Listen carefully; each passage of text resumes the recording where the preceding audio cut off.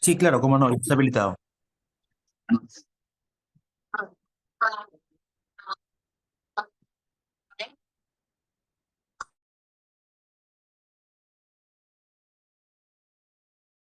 Muy bien. Ahí les pido que me ayuden a silenciar los audios, ¿no? De aquellos que de pronto no estén encendidos y no están participando. Bueno, muy buenas noches con todos. Les agradezco poder estar en esta sesión. Hoy toca la sesión 2 del módulo 3 sobre taller virtual, modelo de cuidado integral por curso de vida, mujer y gestante. Es importante que conozcamos dentro de esta etapa de la gestación, realmente en la etapa de edad fértil de una mujer, donde es una etapa realmente crítica, es una condición crítica cuando viene la etapa, por ejemplo, prenatal en una ya gestante, y es una etapa crítica tanto para la persona como para la familia y también para la comunidad. Y en esta etapa prenatal siempre va a constituir un periodo crítico, ya que se dan cuidados desde el inicio, ¿no? En el durante, en el después del embarazo. Se tiene que hacer una serie de cuidados integrales que puedan ayudar a orientar a la familia, a la persona. Y también pues se puede hacer un diagnóstico temprano de alguna patología materna o una patología fetal que pudiera estar sucediendo, ¿bien? Y también recuerden que existen diferentes influencias adversas que durante la vida pues se dan dentro del útero y estas también cambian en su estructura, en su fisiología, ¿no? El metabolismo del cuerpo, o sea, muchas cosas cambian. ¿No? Y es por eso que debemos tener en cuenta qué necesidades tiene la mujer gestante y dentro del modelo de atención integral en salud, el MAIS, nos da siempre un paquete de atención integral bastante interesante para la gestante. Y como el MAIS, recuerden que está orientado a la mujer, a la familia y a la comunidad, cuando hablamos de manera individual, estamos hablando de todos esos controles que el maíz nos ofrece, ¿no? Psicoprofilaxis, que el tamizaje de glicemia, la dieta, ¿no? Y toda la atención. Cuando es en la familia, es básicamente educar a la familia, ¿no? De pronto a la pareja, a los miembros del hogar, sobre la importancia del control prenatal, apoyar a la familia también para el cuidado del bebé, el bebé próximo en venir, para una paternidad responsable, también una maternidad responsable, ¿no? Y también para la salud sexual y reproductiva dentro del hogar, prevenir riesgos, ¿no? La estimulación temprana, o sea, la importancia del entorno que va a tener el niño o la niña en el hogar. No, todavía no estoy avanzando la PPT. Y cuando hablamos de cuidados comunitarios, no se olviden que estamos hablando de los ambientes laborales que tienen que ser adecuados, tienen que haber lactarios institucionales si estoy trabajando, que tienen que haber condiciones ambientales seguras, donde la gestante, bueno, la puérpera en este caso, puede estar libre de estrés, ¿sí? Donde tenga su licencia por maternidad adecuada. Entonces vean que a nivel comunitario también se cumple esto, ¿no? Entonces todos los cuidados son necesarios y por ello en la agenda de hoy vamos a ver un poco la introducción, la atención integrada reenfocada, los objetivos, el esquema de atención, las conclusiones y algunas recomendaciones que les voy a dar. Bien, ¿qué enfrentamos hoy en día? Primero, que el Perú tiene una situación de mortalidad materna bastante alarmante. En el 2023 se registraron 5 muertes maternas por semana, imagínense, ¿no? Las regiones nororiental, surandina y las zonas rurales también presentaron, ¿no? Disculpen.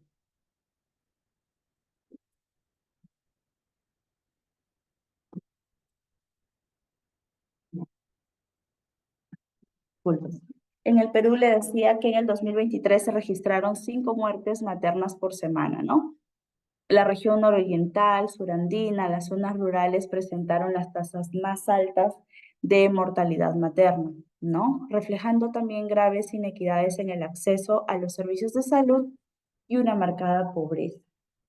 La mortalidad materna se ha convertido en un problema de salud pública, claro está, ¿no? Y vemos ahí que la atención prenatal para evitar esto también es primordial. Hay que preservar la salud de la madre, del bebé durante el embarazo.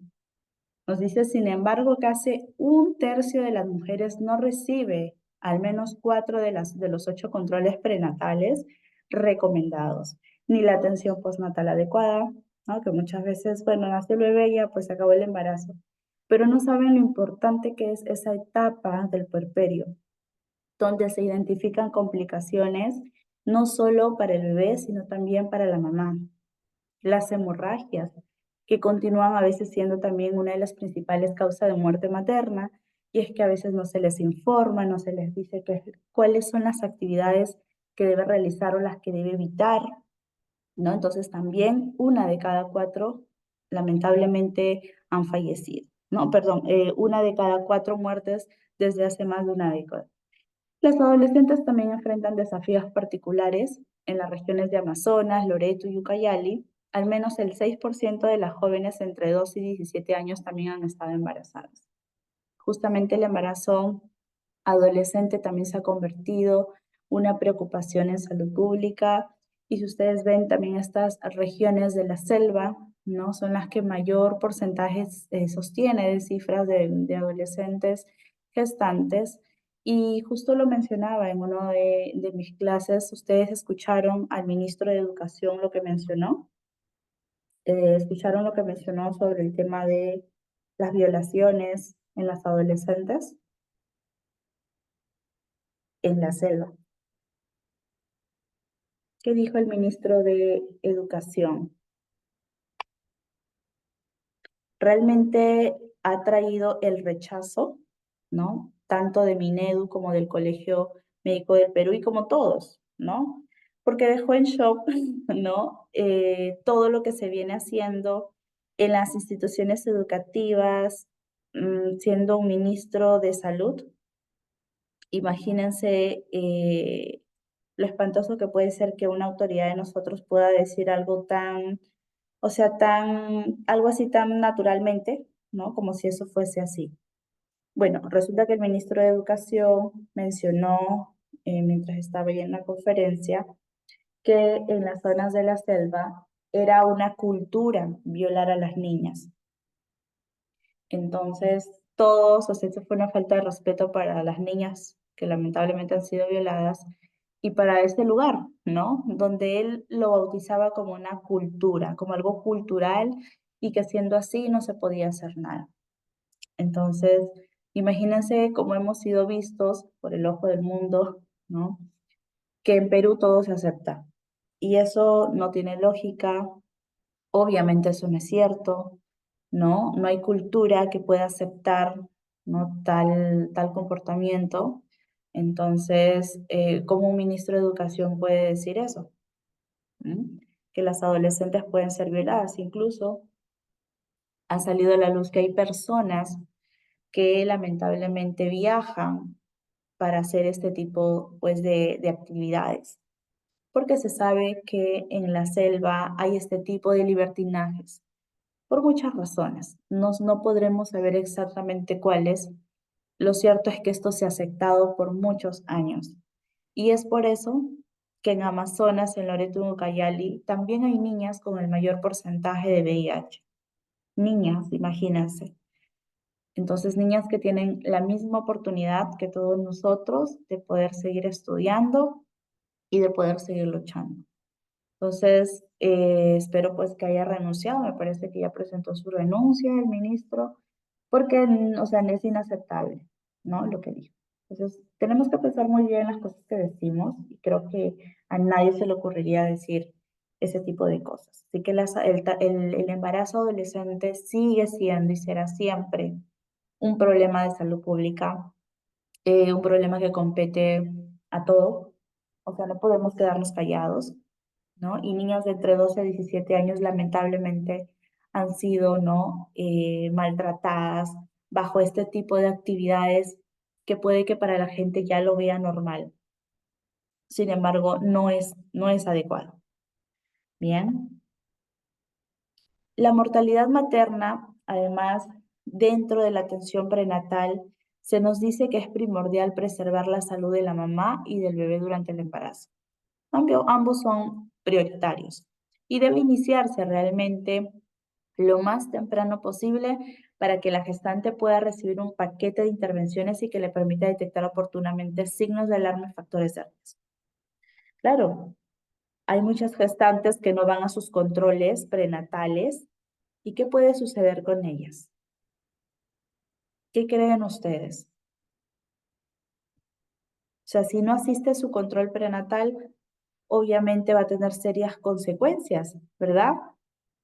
Complicaciones que de pronto no estás detectando, problemas de hipertensión, diabetes gestacional, infecciones, anomalías fetales, que pueden ser identificados a tiempo, ¿no? Y estos, si no se identifican, lleva a complicaciones graves, ¿no? Hay que estar seguras de en qué estado de salud está la gestante para saber si podría haber un parto prematuro, por ejemplo, ¿no? Las mujeres que no reciben atención prenatal tienen ese mayor riesgo de un parto prematuro y eso puede resultar en muchos problemas de dificultad para el bebé, incluso la muerte. El hecho de que también el bebé pueda tener un bajo peso al nacer, ¿no? Por esa falta de control, porque nace con un peso inferior al normal.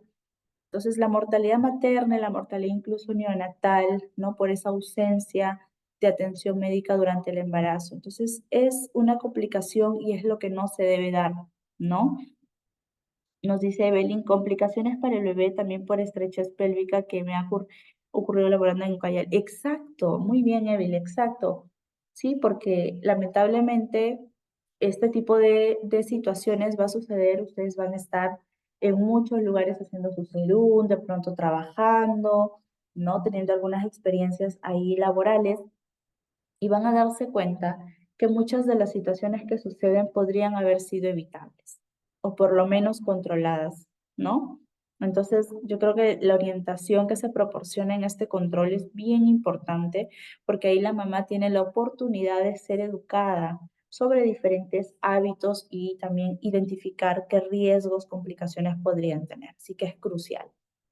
Nos dice que además la atención prenatal debe ser periódica y que es el eje para un embarazo sin complicaciones. Esta abarca no solo análisis de laboratorio, sino también exámenes médicos físicos periódicos a cargo de los profesionales. La madre también recibe consejería, ¿no? De todo, nutricional, de lactancia, consejería de espaciamiento óptimo entre embarazos, ¿no? Espaciamiento quiere decir de aquí a cuántos años idealmente podrías tener otro hijo. ¿No? De pronto ese tipo también de conversaciones se debe tener con las mamitas para que conozcan, ¿no? La situación de salud y tampoco tengan complicaciones. Entonces, el Fondo de Población de las Naciones Unidas, más conocido como UNFRA, seguirá incidiendo sobre siempre la importancia de visibilizar los cuidados para las gestantes y las Claro, puérperas, ¿no? no Con siempre el queda. fin, sus audios por ahí, por favor. Ya. ¿No? Las puérperas con el fin de reducir las muertes maternas a cero, ¿no? Como señala en los resultados para el 2030. Se desea ahora tener para el 2030 cero muertes maternas, ¿no? Y es que no debe ser una elección, debe ser una necesidad, porque obviamente esto puede ser evitable si los controles se dan en el día a día. Y para ello se deben unir esfuerzos, esto no es un tema solo del Estado, es un trabajo de todos. Generar alertas, brindar acceso, tomar acción, que visitar de pronto al domicilio, ¿no? Son varias actividades que se pueden ir haciendo y eso es imprescindible. Nos dice Jacqueline, yo tuve un parto domiciliario y lo peor es que la gestante no tuvo ni un control. Lo llevó ocultando su embarazo y creo que de milagro salió sana su bebé y sin complicaciones ni la madre luego de dar a luz. Wow. Bueno, eso realmente es una bendición, Jacqueline, ¿no? Pero claro, esto no siempre sucede, ¿no? La suerte de todas no es la misma. Y lo cierto es que de pronto, ¿no? Esta persona ha tenido la bendición de Dios de que nació bien el bebé, ella también está bien porque fácilmente ha podido haber algún tipo de fallecimiento por parte de la mamá o del bebé, que es lo que sucede en otras personas. Entonces, imagínense, ahí sí, hay situaciones así como los que nos cuenta Jacqueline, que ocultan su embarazo y de pronto al momento del parto recién dan a luz, ¿no? El dolor es algo que ya no se puede ocultar. Entonces son situaciones que ya se necesita trabajar arduamente, Claro, claro. ¿no? Es por eso que ahora todas las estadísticas que tenemos nos permiten evidenciar, claro, un gran avance, pero igual la idea es llegar a cero. Así que aquí les presento un poco la estadística de los departamentos de procedencia que se han ido identificando con el número de casos y cómo a través de los años este ha ido disminuyendo, ¿no? Esta estadística corresponde hasta la semana 1 del 2024, o sea, en enero de este año. No tenemos todavía estadísticas actuales. Sin embargo, hasta este año de enero ya estaban habiendo, imagínense, una muerte materna en el Callao, ¿no? Otra muerte en Junín, dos muertes en La Libertad y una muerte en San Martín. O sea, solo empezando la primera semana de enero,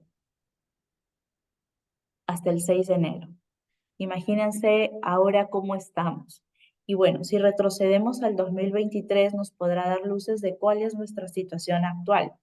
Ujú, Claro que podemos ver que ha ido disminuyendo de cuando se dieron las estadísticas del 2018, donde estaban 360 muertes neonatales, ¿no? A nivel nacional. El año pasado se cerró el año con 262 muertes. Sin embargo, son 262 personas, ¿no? Y ya empezando este año ya van 5. Esto es algo que se debe parar y que se debe tener en cuenta para que el porcentaje, bueno, el número de muertes no siga en aumento. Y por eso se está trabajando para la meta del 2030 con diferentes actividades, acciones. Las gestantes también tienen un seguro de salud gratuito que va a permitir que ellas también puedan acceder y no tengan la excusa alguna de no poder atenderse ante un establecimiento de salud que puedan necesitar, ¿verdad? Y si vemos el gráfico de barras, vamos a darnos cuenta también cómo esto ha ido disminuyendo, claro que sí, ¿no? Sin embargo, aún necesitamos todavía trabajar en ello. También observamos aquí los datos. Ok, estas muertes maternas originarias, ¿a qué fueron? ¿Qué sucedió con estas muertes maternas?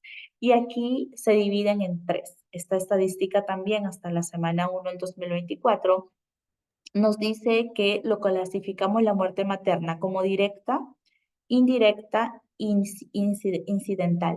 ¿Qué significa directa? Aquella muerte que se resultó por complicaciones obstétricas, ya sea en el parto, en el embarazo o en el puerperio. En cualquiera de las tres etapas se considera una muerte materna directa, pero no solo por ello, sino también por las omisiones de tratamiento incorrecto, una cadena de acontecimientos originado en cualquiera de las circunstancias. Luego tenemos la muerte materna indirecta, que es la muerte que resulta de enfermedades ya previamente existentes. De pronto puede ser una enfermedad que apareció en el embarazo, caso típico, diabetes gestacional o una preeclampsia, ¿verdad? Y que no fue debidamente a causa obstétrica directa, pero que agravó por los efectos y cambios del embarazo. De pronto una persona está con diabetes en sí, se embarazó y puede llegar a tener diabetes gestacional. Podría ser una posibilidad. Entonces también es algo de lo cual se debe manejar. Luego tenemos la muerte materna incidental, que es la muerte que no está relacionada con el embarazo, parto o puerperio, ni con una enfermedad preexistente o interrurrente, por efecto del mismo y que es producida por causas accidentales o incidentales. También se considera muerte materna. Entonces, estos datos recogidos, ahí nos podemos dar cuenta el mayor porcentaje que tenemos en el 2024 de muertes maternas directas, o sea, por complicaciones obstétricas del embarazo. Entonces, es algo de lo cual se debe trabajar, algo en lo cual se debe evidenciar. De pronto ya una muerte incidental puede ser un accidente de tránsito, ¿no? De pronto puede pasar eso, o violencia familiar, y es algo que puede escapar de nuestras manos. Pero la muerte materna directa e indirecta es algo que sí se debe manejar y no hubiéramos tenido toda esta estadística que hoy tenemos. Hemos aumentado más bien en el 2024 las muertes por este tipo de casos, por complicaciones del embarazo. ¿Ya? Entonces, vamos a ver un pequeño video y ustedes por favor me dicen si se logra escuchar el audio. O voy a dejar de compartir y vuelvo a compartir mejor. Ya, muy bien.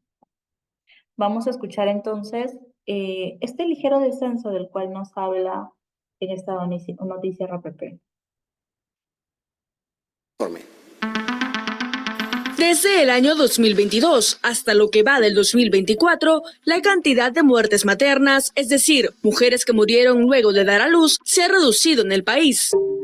Hasta el 2019, antes de la pandemia, la cifra superaba las 300 muertes por año. Durante el 2020 y 2021, este número aumentó y llegó a casi 500 fallecimientos anuales. Pero empezó a cambiar en el 2022, año en el que las muertes maternas bajaron a 291, y en el 2023 volvió a disminuir hasta llegar a 264. Son 2 años seguidos a la baja. ¿Qué factores explican esta disminución de casos? Wendy Albán, especialista en políticas de salud, menciona uno de ellos. Lo que está pasando que nuevamente, después de la pandemia, que hemos vuelto a abrir los establecimientos de salud, se ha retomado de estas atenciones que eran regulares y que se daban de forma continua. Eso, de hecho, está contribuyendo a que se reduzcan las muertes maternas en el país.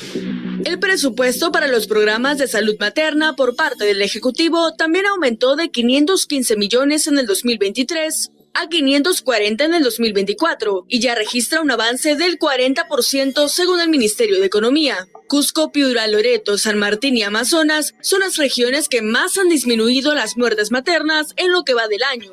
En Lima se suman la zona del norte y sur de la capital. Expertos en salud recomiendan que las gestantes, al presentar signos de alerta como sangrado, inflamación de tobillos, zumbido de oídos y náuseas o mareos, sean atendidas oportunamente. El representante del Fondo de Poblaciones de las Naciones Unidas en el Perú, el doctor Hugo González, brinda mayores recomendaciones. Una vez identificado que existe algún signo de alarma, acortar la distancia entre el momento que se identifica y que se atiende a la llegada al establecimiento de salud. Asegurar que estén los medicamentos que se necesitan y las destrezas del personal. Una mujer con una hemorragia a las 3-4 horas no va a sobrevivir si no es tratada. Un problema para la atención de las gestantes es la falta de infraestructura de los centros de salud. Por eso es importante que si se identifican señales de riesgo, las redes de salud deriven a las pacientes a establecimientos de mayor complejidad lo antes posible. El doctor Alfonso Villacorta, médico ginecobstetra de la Dirección de Salud Sexual y Reproductiva del MINSA, comenta que se está elaborando el plan multisectorial para la reducción de muertes maternas hacia el 2030. El Ministerio está trabajando las redes integrales de salud, que va a suplir bastante bien el tema de que no se pueda cambiar infraestructura en una forma muy rápida. Es a plazo mediano o largo. Mientras tanto, los sistemas en redes va a permitir de que haya una referencia más oportuna, manejo más rápido de aquellos pacientes que están en problemas.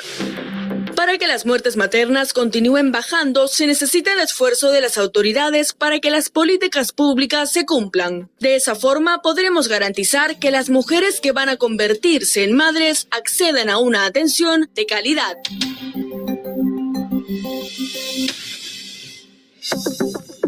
Un informe de RPP Data. Muy bien. Hemos visto entonces este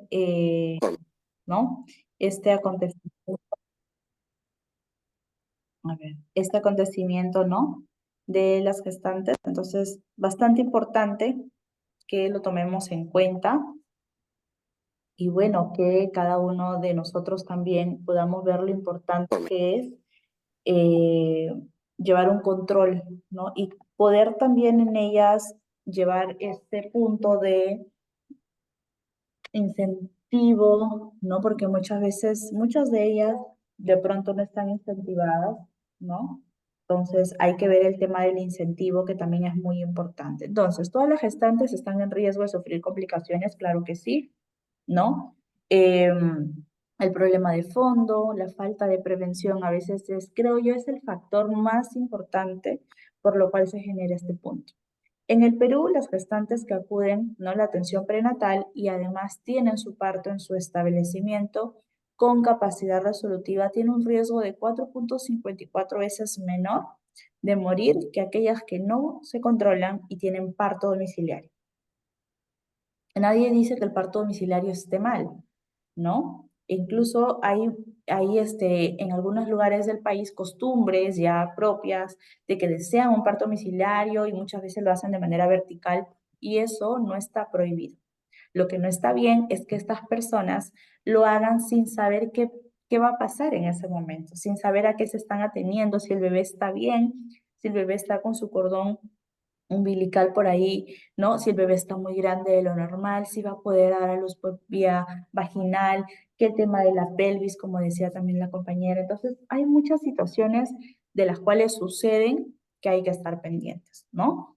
Y por eso hay una palabra muy importante la cual menciona, que es la atención integral reenfocada. No es solamente enfocarse en el paciente, sino reenfocarse en toda la necesidad, una evaluación holística, integral, tanto en el gestante como el feto, ¿no?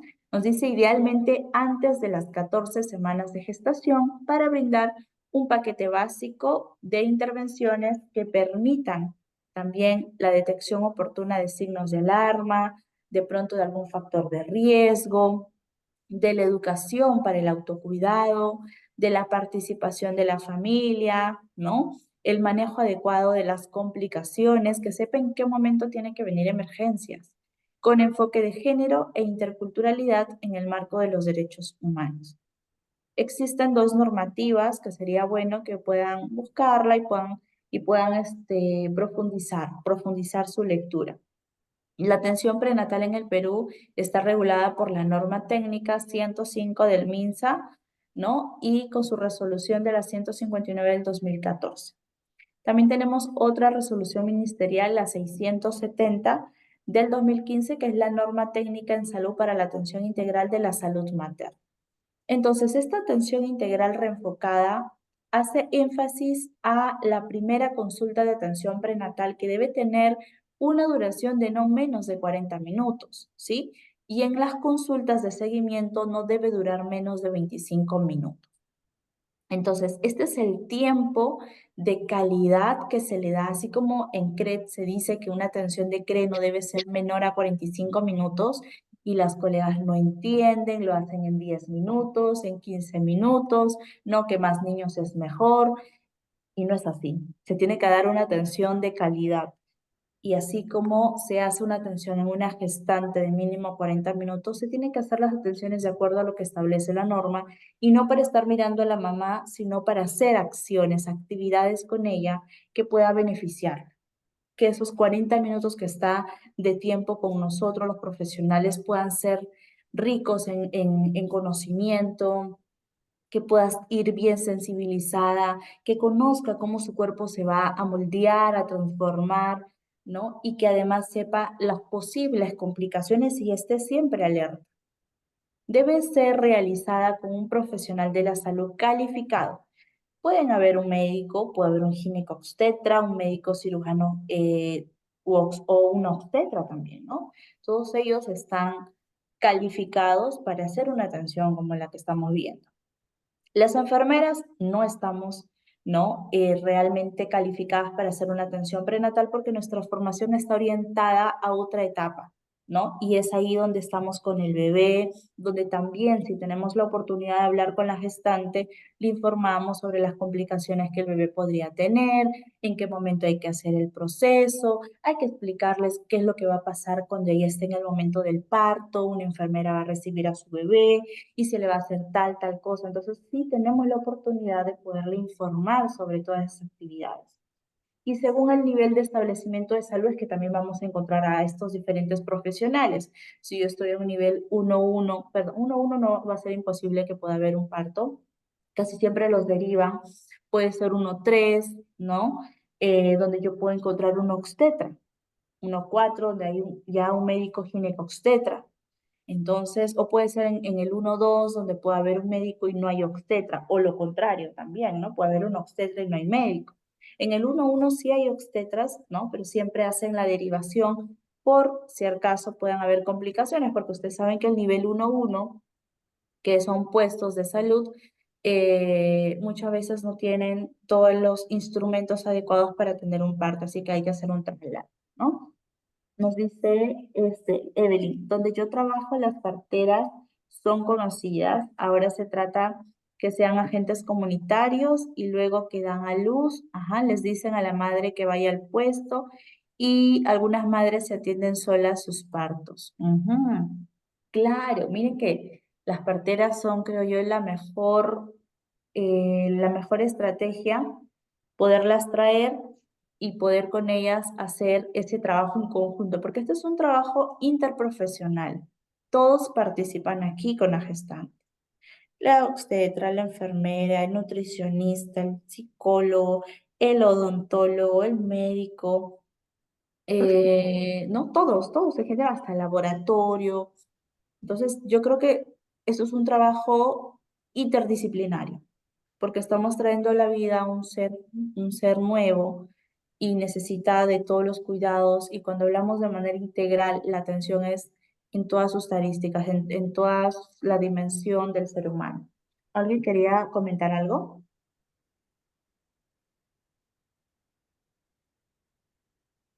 ¿Nadie? Ya, seguimos. Entonces, ¿cuál es el objetivo de una atención prenatal? Nos dice, ¿no?, la normativa. Primero, que hay que promover y mantener la salud física, mental y social de la mamá y del bebé. Y para ello hay que proporcionarle también educación sobre la nutrición, la higiene personal y el proceso del parto. Muchas mamás no están preparadas para un cambio físico en sí y les afecta, ¿no? De pronto para nosotros, ay, pero, ¿no? Podría para nosotros parecer algo exagerado, pero no, cada persona vive su proceso de embarazo de manera distinta. Entonces debemos ayudarles a entender todos los cambios que va a haber en el cuerpo, aquellos cambios que van a ser permanentes y otros que van a ser temporales, ¿no? Entonces, esto la mamá debe conocerlo y si vemos por ahí que hay un tema de depresión, de ansiedad, está también otro equipo de salud porque este es un trabajo interdisciplinario y el psicólogo entra allá.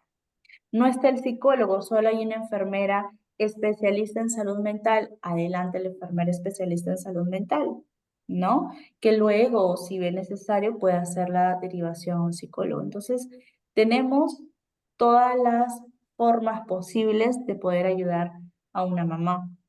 Ya se ha descubierto hoy en día cómo la salud mental genera una situación negativa, genera posibles enfermedades mentales a largo plazo. Se ha descubierto que lamentablemente eso genera un daño al bebé, ¿no? Entonces no es que ya el bebé está chiquito, no se da cuenta, no. No, sí le afecta, ¿no? Sí le afecta al bebé, ¿no? El hecho de que la mamá o la gestante esté triste, esté con depresión, afecta al bebé.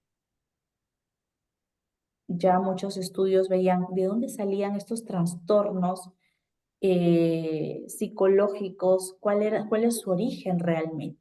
Dentro de todos esos rebuscados y dentro de toda esa información que se ha querido saber, es como se han obtenido datos significativos donde vemos y sabemos que el desarrollo neurológico y también conductual del niño se va dando, ¿no?, desde la barriga. Entonces, siempre los estudios nos dicen que estos niños tienen un mayor riesgo a problema emocional, tienen riesgo a una ansiedad, tienen riesgo a ser hiperactivos, a tener una mala regulación emocional, ¿no? Tienden a la depresión, que, bueno, obviamente afecta también la necesidad de establecer un vínculo saludable con su bebé, ¿no?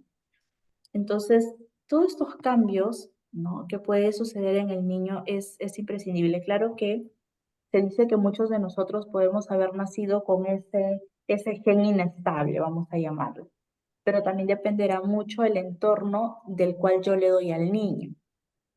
Si el niño se va a un entorno violento, donde no hay amor, donde no hay cariño, donde solo hay dolor, depresión, obviamente ese niño desencadena ese gen que tenía en sí y genera un ambiente también depresivo y, bueno, muchas situaciones que hemos visto en los niños, ¿no?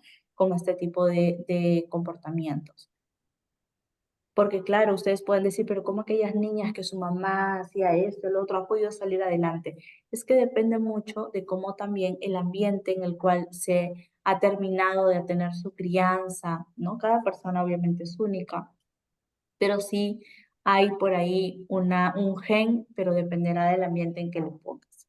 Entonces, cuando hablamos de la gestante, me acuerdo también del trabajo que se quiere hacer con los objetivos que desea realizar también el Ministerio de Salud en la primera infancia, en el enfoque DIC, cuando hablamos de crecimiento y desarrollo, porque todo esto va de la mano. Y siempre el Estado, bueno, el MINSA siempre tiene claro que para cuidar a la primera infancia necesitamos que desde la preconcepción todo esté bien, ¿no? Y desde la concepción y al momento del parto y al momento del puerperio y cuando tiene tantos meses y así. Entonces también, según la ecuación de Hitman, nos dice que por cada dólar invertido, el retorno es 400% en un país. Entonces, mientras un país cuida a estos niños próximos en nacer, es un país rico, es un país que no tiene pobreza, ¿no? Por eso es que el Perú tiene muchos programas dirigidos al niño y estos programas tienen la intención de que aquí a algunos años puedas tener un retorno de la inversión. Necesitamos niños sanos, gente sana que pueda aportar a la sociedad y no más bien pueda quitar. Lo otro es detectar oportunamente y manejar las complicaciones que se presentaron en el embarazo, ya sea de un tipo médico, quirúrgico o obstétrico. Pueden haber pasado muchas situaciones, de pronto se presentó una complicación inesperada, todas las complicaciones no se esperan, a menos que ya la persona sepa que hay un factor de riesgo, ¿no?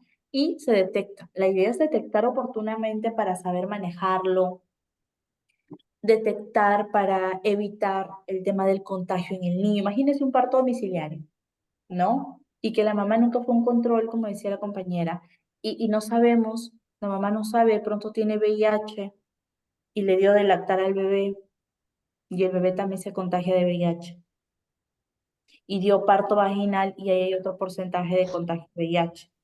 Entonces, no saben y luego, bueno, se descubre la enfermedad después de muchos años. Entonces, las pruebas incluso rápidas de ELISA que se realicen en ese momento, fundamental. Hay que desarrollar un plan de preparación para el parto y las complicaciones. La mamá tiene que tener claro cuando nos referimos a complicaciones, ¿a qué nos estamos refiriendo? Y es que aquí también el lenguaje que se utiliza para las gestantes debe ser un lenguaje claro, un lenguaje acorde a la comunidad, donde nos entienda, ¿no? Y ahí viene la habilidad del profesional para transmitir la misma información que yo estoy pensando en palabras técnicas, en palabras más sencillas. Hay que preparar a la madre para que pueda amamantar. El proceso de la lactancia materna sabemos que se convierte también en una terapia para la mamá para ese posparto. A medida que el niño está succionando en la mamá, ¿no? Automáticamente también el útero vuelve a su posición natural de manera adecuada y hace esas pequeñas contracciones, ¿no? Para que también elimine toda la sangre o digamos, los residuos de sangre que pudiera tener en el útero. Entonces, este proceso de amamantamiento es indispensable para estas mamitas que recién salieron de un posparto, ¿no? Entonces, además, desde el punto de vista psicológico, donde conocemos que debemos también cumplir el tema del apego seguro, que si no más recuerdo es el segundo objetivo del enfoque DIC, ¿no? El tener apego seguro. ¿Dónde se va a dar? Este es el momento clave. Iniciando este momento es el apego seguro. Bueno, también cuando la mamá está obviamente con la barriguita hay que hablarle al bebé, desde ahí también ya se va formando el apego. Por eso es que la atención prenatal eficaz Eficaz significa que puede haber una atención continua por alguien calificado,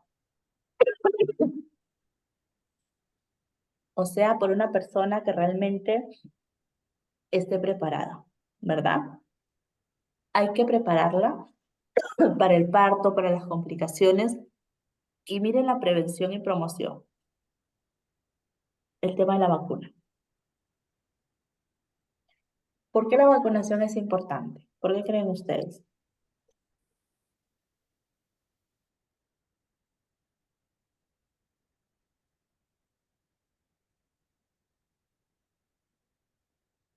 ¿Por qué creen ustedes que la vacunación es importante?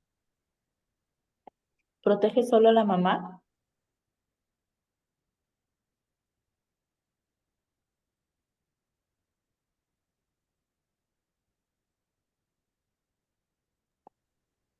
Ajá. Nos dice porque protege al hijo. Claro. O sea, también ofrece beneficios para el bebé. Y las vacunas administradas durante el embarazo, ¿qué proporciona qué tipo de inmunidad? Inmunidad pasiva, que es esa inmunidad que se transfiere de madre a hijo. Y por lo menos lo protege, no lo protegerá toda la vida, pero lo protege durante los primeros meses de vida, mientras el niño va teniendo sus vacunas propias, porque es una etapa en la que está más vulnerable a ciertas infecciones, ¿no? Que la vacuna de la influenza, ¿no? Que se vacune en el embarazo la gestante y que protege a la mamá y reduce el riesgo de complicación, y también esos anticuerpos que se generan pasan al bebé a través de la placenta y le ofrecen protección durante los primeros 6 meses de vida. Viene la vacuna de PTA, que es una vacuna acelular que protege contra difteria, tétano, tosferina y que se administra a la gestante también. Es una vacuna que va a proteger a la mamá y permite esa transferencia de anticuerpos contra la tosferina al bebé. Y esto es crucial, ¿no? Ya que los bebés menores de 2 meses son particularmente vulnerables a la tosferina, que es una enfermedad para ellos mortal, mortal. Y también el tema del tétano, ¿no? ¿Cuántos bebés no han muerto por tétano neonatal? Entonces también protegemos al bebé contra el tétano neonatal. Entonces, al estar inmunizada la mamá, tiene menos probabilidades de contraer y transmitir infecciones al bebé después del nacimiento, ¿sí? Y es por eso que les decía que los anticuerpos de la mamá son transferidos al bebé, y eso ayuda a que su sistema inmunológico pueda combatir por lo menos en los primeros 6 meses todas las infecciones que pudieran presentarse en el bebé. ¿Ok? La vacunación, así como la suplementación nutricional. Bueno, el bebé tiene que absorber todos los nutrientes de la mamá, quien le está dando la vida en ese momento, y está absorbiendo todos los nutrientes que tiene la mamá. Entonces aquí es fundamental la alimentación.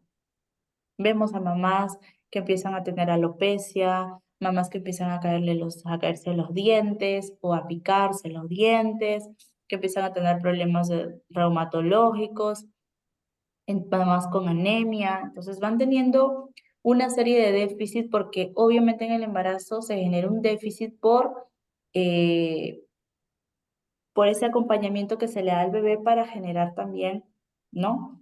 Un cuerpo sano en el niño. Y por eso el hierro, el sulfato ferroso, importante que la mamá lo consuma adicional a una buena comida. No tabaco, no alcohol, se ha descubierto que traspasa la barrera hematoencefálica. Traspasa también la barrera de la placenta. Entonces, imagínense, la vacuna de la hepatitis también, ajá. Imagínense, ¿no? Entonces, al no proteger al niño, hay niños que han nacido que lamentablemente adictos al tabaco, al alcohol, a las drogas, y niños que lamentablemente al nacer adictos fallecen de un paro cardíaco. ¿Por qué? Porque obviamente no se les va a dar la droga, ¿no? Empiezan a sufrir una serie de síntomas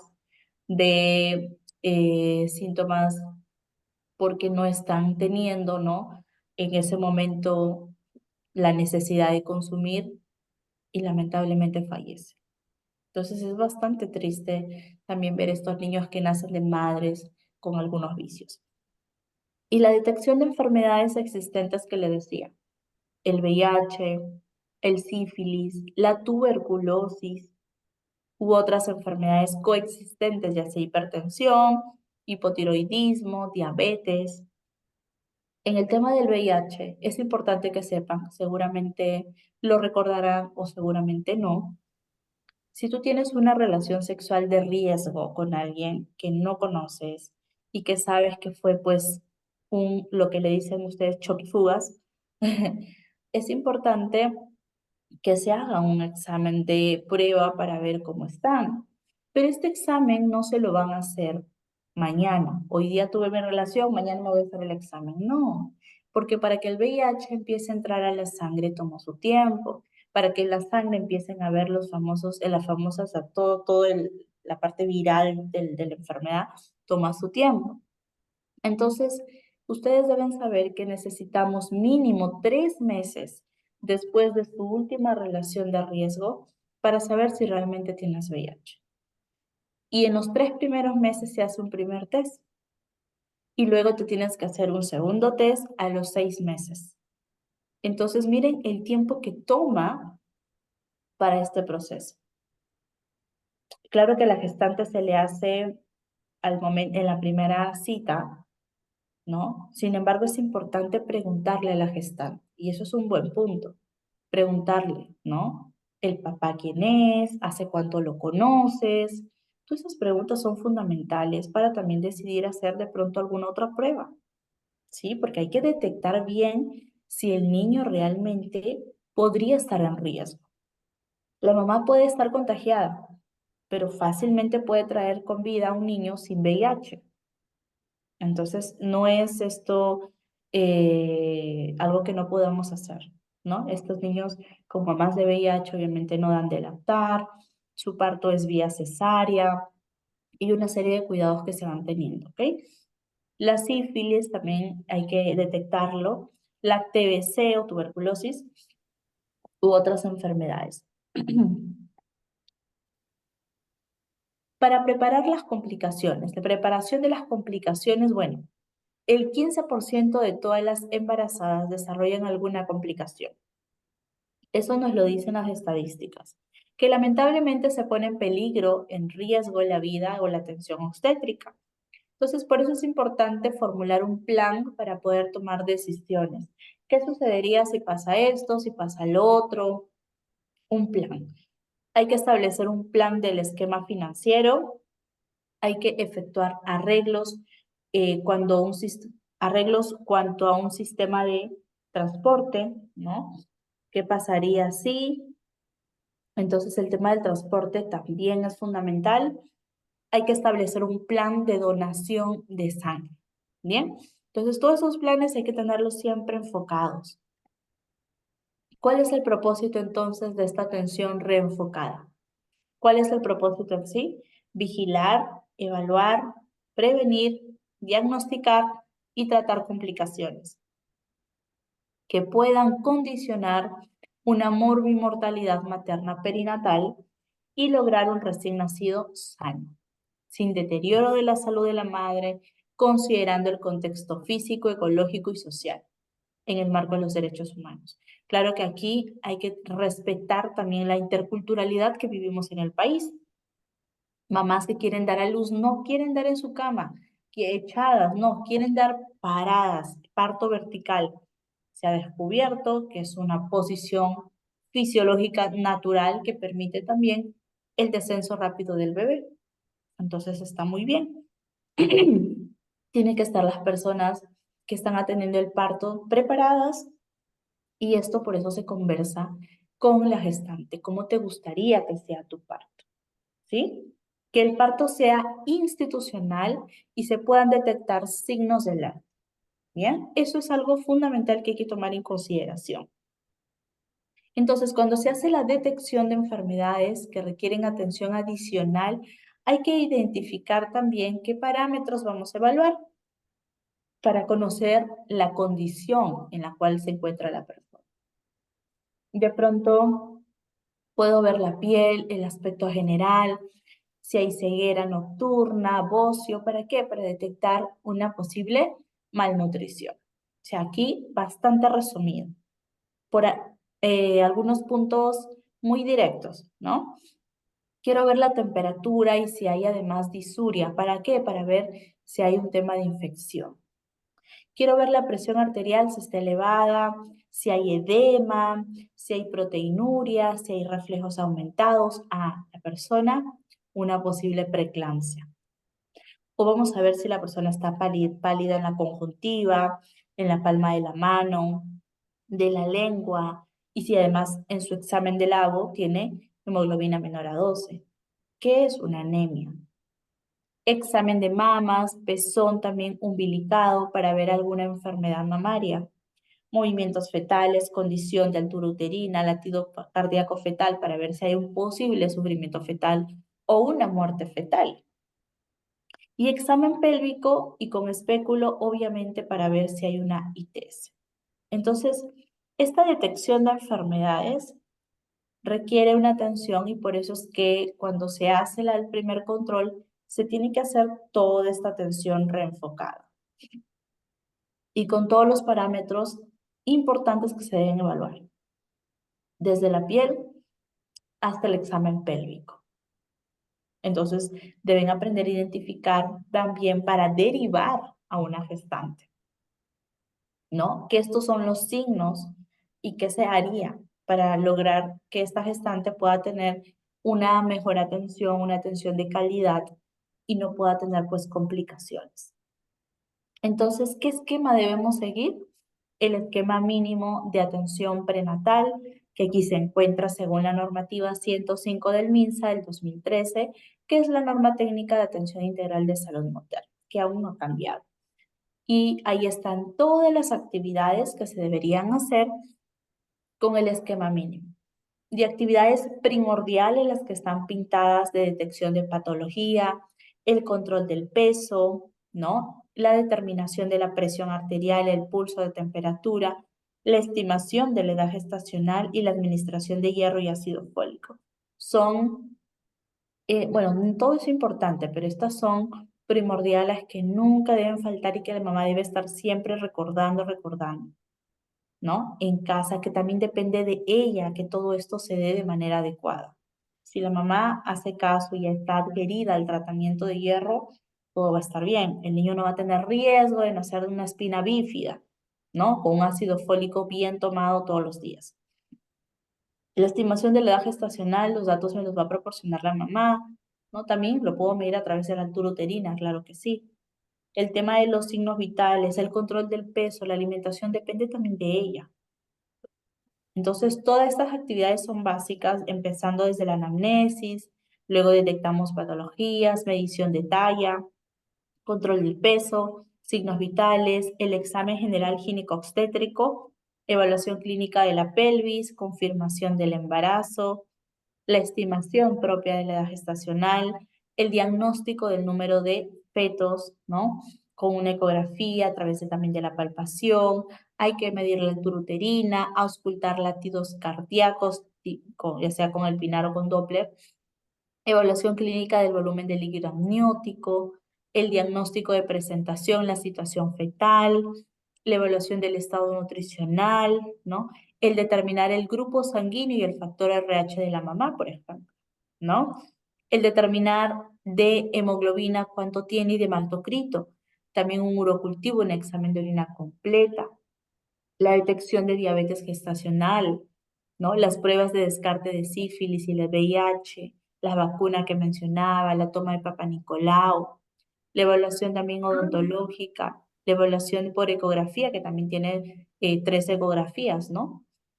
La administración de ácido fólico, hierro, calcio, informar a la paciente sobre su salud sexual y reproductiva y también planificación familiar. La idea no es que salga embarazada y otra dé a luz y otra vez embarace, que también sucede, ¿no? Mamás que están en plena pobreza, tienen un bebé y ya a los 6 meses nuevamente están embarazadas, ¿no? La psicoprofilaxis, la estimulación prenatal. Nos dice Verónica, es lo más difícil que la gestante entienda que es importante que ella siga todos los pasos para el bien de su bebé. Sí, la verdad que se sabe y se conoce. Y por eso la labor que ustedes tienen, ¿no? Si tienen la oportunidad de tener una gestante en atención, es mencionarle todas las complicaciones, ¿no? Y siempre recuerden que la consejería es mirando a los ojos al paciente, es prestando, no es hablando y escribiendo, no. La atención es personalizada con la paciente. Entonces, si yo sé todo lo que he hecho, yo lo voy a tener en la cabeza y luego lo escribo. Pero mientras estoy en atención, la paciente tiene que sentirse atendida, escuchada, saber que hay preocupación de parte nuestra y que hay una necesidad por transmitir la complicación que podría tener si en caso la gestante no accede a todos los cuidados que se están necesitando, ¿no? Entonces, ahí que es importante, ¿no? De pronto yo quiero sacar mi papelito porque la gestante está preocupada porque ahora está pensando en cómo va a pagar el parto, que el marido la abandonó, está preocupada porque ya ahora ya no sabe dónde va a vivir, que sus papás lo van a botar de la casa, tantas cosas que pueden estar pasando, que en su trabajo no puede ir con su barriga, ahora dónde va a trabajar. Claro, en el control, al principio ya puede estar así, ¿no? Entonces, por eso es importante también dialogar. ¿Cómo va tu situación de embarazo? ¿Está perjudicando tu vida diaria? ¿Ha traído problemas? Cuéntame cómo lo estás llevando. ¿Estás con tu pareja? ¿No lo estás? ¿Tienes apoyo de alguien? Todas esas preguntas son claves. Y si es posible, todo lo que yo voy comentando lo tengo en una hoja bond y le voy graficando y la voy enamorando y le voy diciendo, mira, esto es así, así. Y que ella entienda, el día que vea el papel se va a acordar, ¿no? Entonces debemos igual ponernos en su lugar porque no sabemos también qué situaciones pasan, muchas de ellas, ¿no?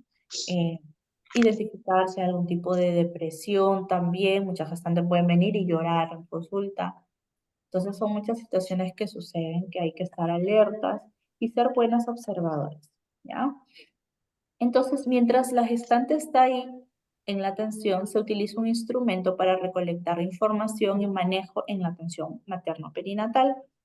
Una atención donde se hace ya su historia clínica en base a toda la atención que se realiza. También hay que preguntar antecedentes, ¿no? ¿Cuántos hijos tienes? Si es también la primera vez que tiene un hijo o es multípara, si ha tenido algún aborto, antecedentes familiares, ¿no? Peso, talla, el tipo de sangre, ¿no? Todos esos valores se van colocando en esta gráfica donde ya está virtualizada hoy en día. Esta gráfica se utiliza y se coloca en la misma plataforma donde ya se cuelga toda la información de la gestante y cada vez que venga una profesional a ver su historia va a poder observar todo el historial de la paciente, ¿no? Sin necesidad de estar volviendo a preguntar porque es una historia. Este es un documento, como todos los documentos médicos legales, tiene su peso legal.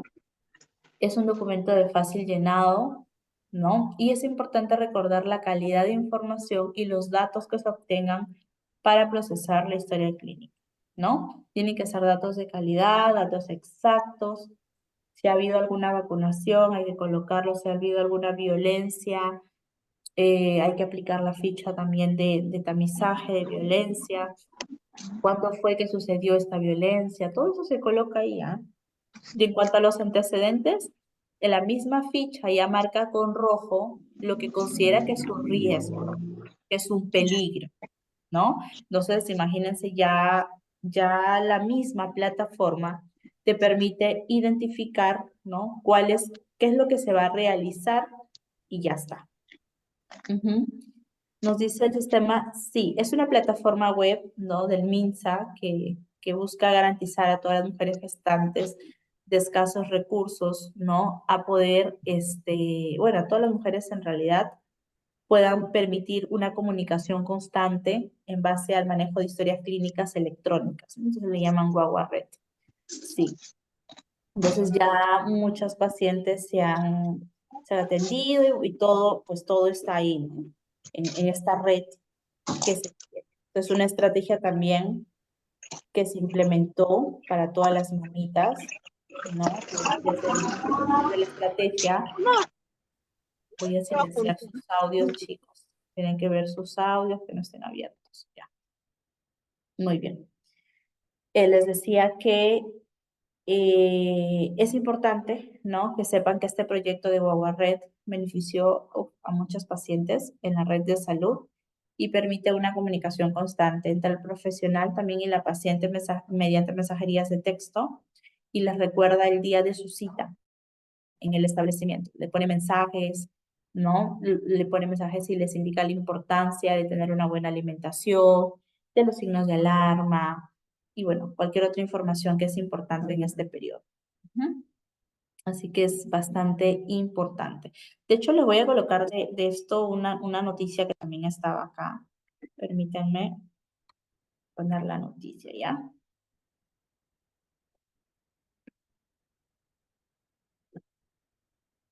Para quienes no lo conocen puedan verlo, ¿no? Y puedan ver bien. A ver.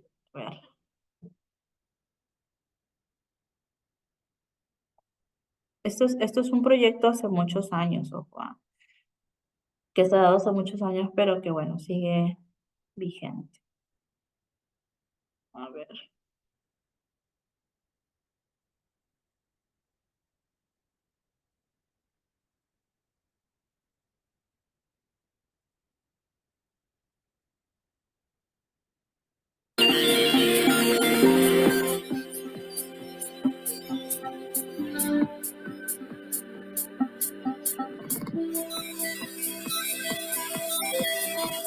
Estamos de regreso aquí en TV Noticias 7.3 y es momento del bloque de tecnología. Y es que Japón apuesta por la comodidad en el transporte para los Juegos Olímpicos del 2020. Para esto presenta al nuevo... Y podrá viajar hasta 300 kilómetros, así como su consulado en Berlín.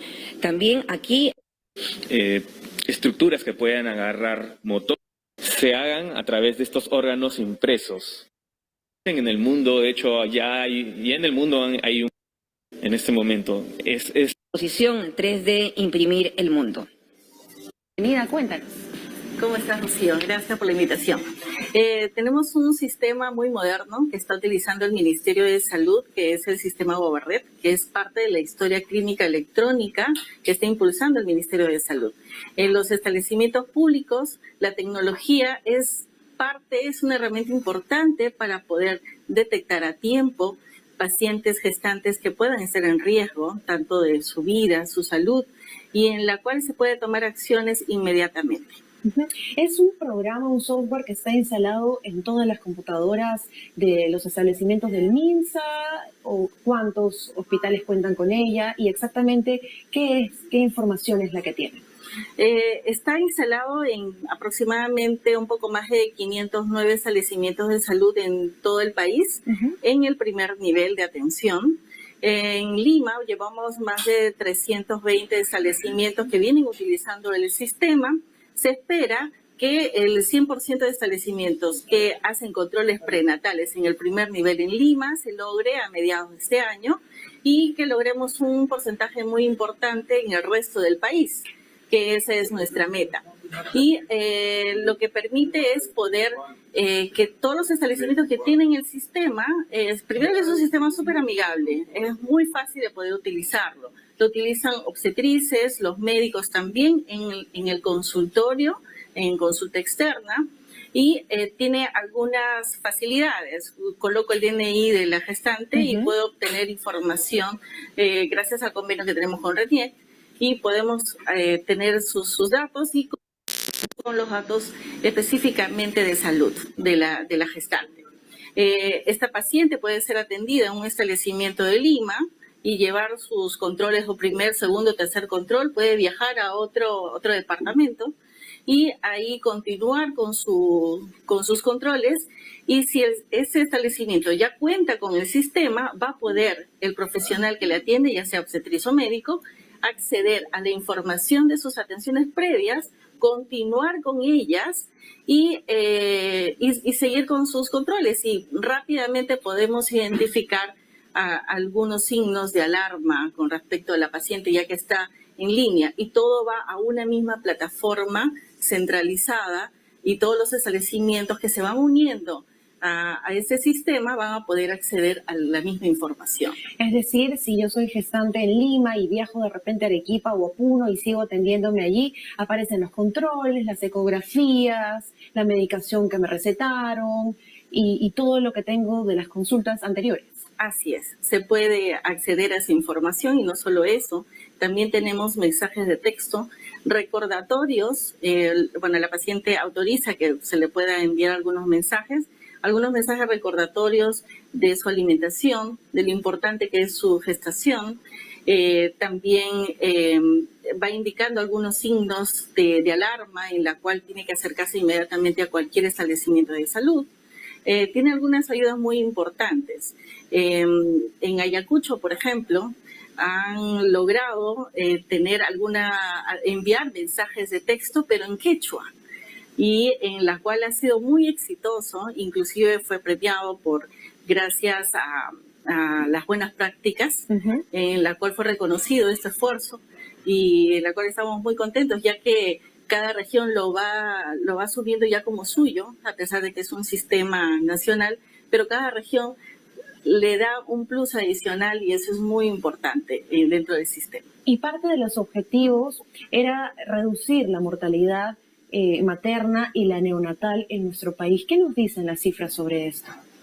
Bueno, gracias a este sistema nosotros podemos hacer la parte previa, es decir, lograr identificar a tiempo algunos signos de alarma para no llegar a alguna cifra en la cual nos pueda aumentar las cifras de mortalidad materna. Entonces, la idea es poder detectarlo antes y tomar acciones sobre ello. ¿Y cuáles son estos principales riesgos, no? Porque hay que tomar en cuenta y siempre hacer caso a las indicaciones, pero ¿cuáles son los más comunes?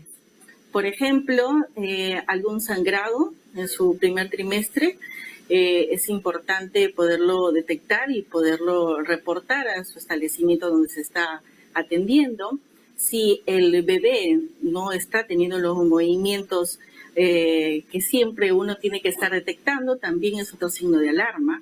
La presión arterial es importantísimo en toda la etapa del embarazo, pero sobre todo en el último trimestre, en la cual si detectamos una presión por encima de 120 ya es una paciente en la cual, o de 130 ya es una paciente en la cual nosotros debemos tener especial cuidado. Y lo bueno de este sistema es eso, si es una paciente en riesgo y es atendida en cualquier parte del país, ahora mismo podemos hacer un viaje a alguna provincia aprovechando este feriado largo, y en la cual detecta alguno de esos signos o síntomas, puede acercarse al establecimiento, y si tiene el sistema va a poder ver cómo fueron sus controles anteriores y colocar, si es que encuentra algún signo de alarma, colocar en la historia clínica, y cuando regrese a su lugar, ese signo ya fue detectado, ya fue registrado, y no solo eso, sino empiezan las alarmas, tanto para el personal de salud como para la paciente a través de sus mensajes de texto. Perfecto, hay que recordar que este sistema o esta herramienta se encuentra disponible en Lima, en el Callao, en Junín, en Ica, en Cajamarca, en Arequipa y Huánuco. Pero ¿cómo se hace con el tema de la atención priorizada para las gestantes? Porque entendemos que la demanda es alta en el CIS y en toda la red del MINSA, que es muy aparte de salud, pero ¿qué otras facilidades se les da para que nuestros pacientes estén conformes? Nuestras pacientes gestantes son prioridad. En nuestros establecimientos del primer nivel, se está reforzando el primer nivel porque ahí tenemos la capacidad de poder atender al mayor volumen de gestantes de nuestro país. Tenemos los cupos están asegurados en las atenciones del primer nivel. Se sabe cuántas gestantes es lo que se espera en un distrito, en un establecimiento de salud. Y solo serán referidas aquellas pacientes de riesgo a los hospitales o a los institutos, es decir, a los establecimientos de salud de mayor complejidad.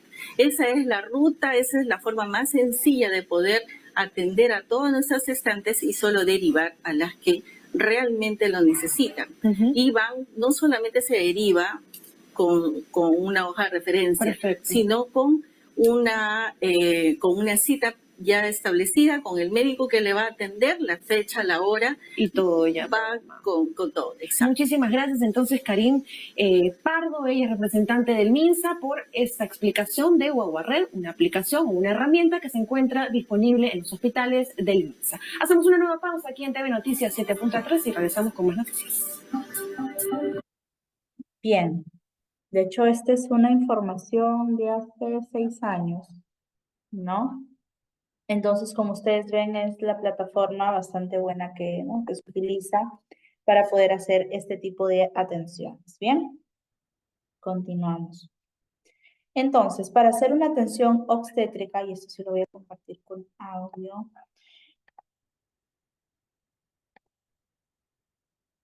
Ya, para hacer una atención obstétrica, vamos a llevar a cabo una serie de pasos imprescindibles para un examen obstétrico adecuado. Así que eso es un video de la Universidad de Andrés Bello de Chile, donde hacen bastante simulación y vamos a ver, ¿no? Cómo es que se realiza, o sea, debería realizar un examen obstétrico.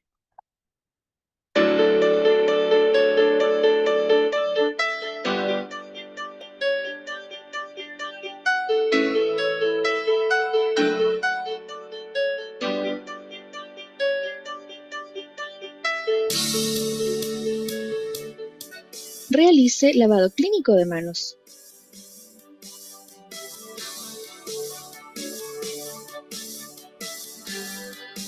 Observe el abdomen de la gestante con detención. Forma, tamaño y contorno uterino. Evalúe sus características. Mensura. Toma una cinta métrica.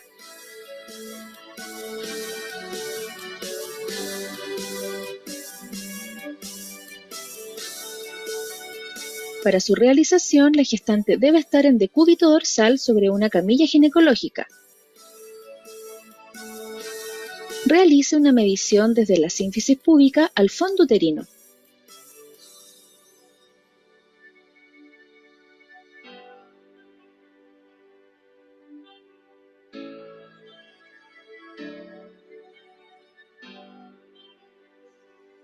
Palpación. Palpe el útero de la gestante, comprimiendo suavemente la pared abdominal en su búsqueda. Una vez que lo encuentre, aprecie su tamaño, el que debe relacionarse con la edad gestacional. Maniobras de Leopold. Primera maniobra. Se realiza al lado derecho de la gestante y mirando hacia su rostro. Utilice los bordos cubitales de sus manos. La primera maniobra permite identificar el polo fetal que ocupa el fondo uterino y así determinar la presentación y la situación. Segunda maniobra. Misma posición anterior. Con los bordes cubitales de sus manos, evalúe las partes laterales del abdomen a la derecha e izquierda del útero. Identifique el dorso fetal que se palpará como una superficie lisa y convexa en uno de los costados. Al lado contrario, se palparán pequeños nódulos que corresponden a las extremidades del feto. Tercera maniobra. Misma posición anterior. Identifique el grado de encajamiento, es decir, que tan introducido está el polo fetal en la pelvis. Ubique su mano derecha en forma de pinza o C sobre la sínfisis púbica percibiendo el polo de la presentación fetal. Puede determinar 3 niveles: flotante, fijo o encajada. Cuarta maniobra. Se realiza al lado derecho de la gestante, mirando hacia los pies de la usuaria. Ubique ambas manos en los costados del abdomen y deslice sus manos hacia la pelvis. Esta maniobra es útil en las presentaciones cefálicas y permite determinar el grado de flexión de la cabeza fetal. Encontrará 2 variedades: deflectado o flectado.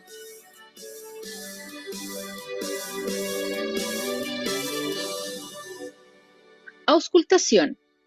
Tome el auscultador digital y aplique el gel conductor.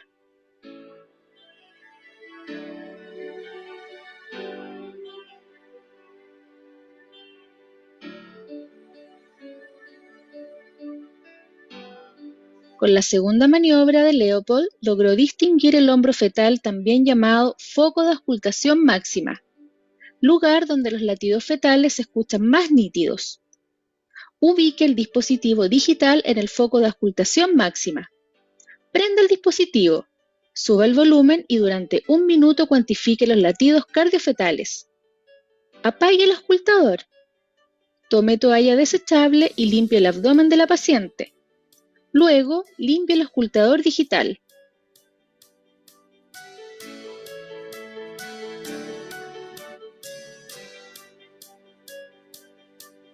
Los latidos cardiofetales también pueden ser cuantificados a través del fonendo de Pinard. Ubique el fonendo de Pinard en el foco de auscultación máxima.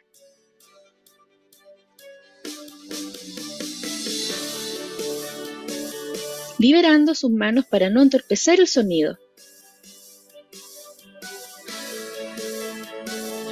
Cuantifique los latidos durante 1 minuto.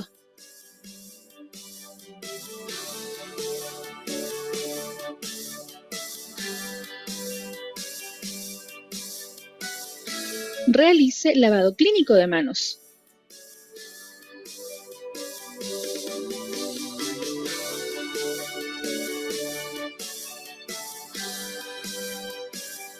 Registre el procedimiento y los resultados obtenidos.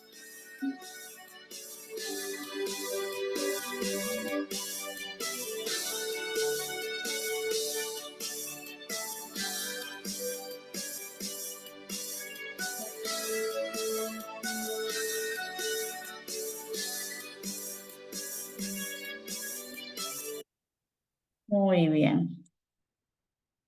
Vamos a sacar el video. Bien, ahí como han podido observar, ¿no? Todo el control que se realiza en la gestante. Ahí está. Y el control obstétrico como tal, ¿no? Que se va realizando. Opiniones hay al respecto en el video.